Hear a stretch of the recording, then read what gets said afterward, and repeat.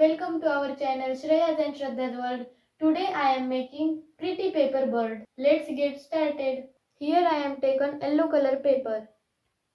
Now we draw circle on it.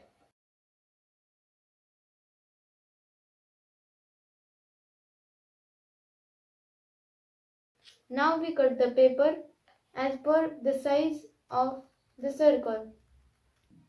After making the shape of circle, we fold it in this manner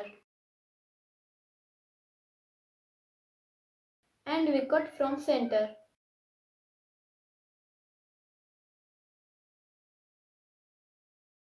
Now we have two half circles.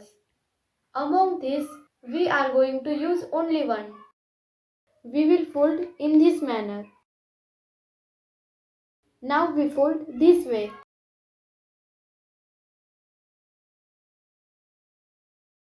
Let us cut from here. I will fold in upward direction. From other side as well. Now we make big.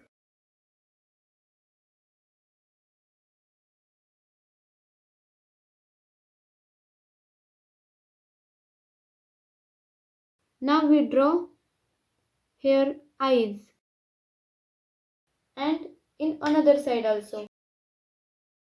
Now our pretty paper bird is ready.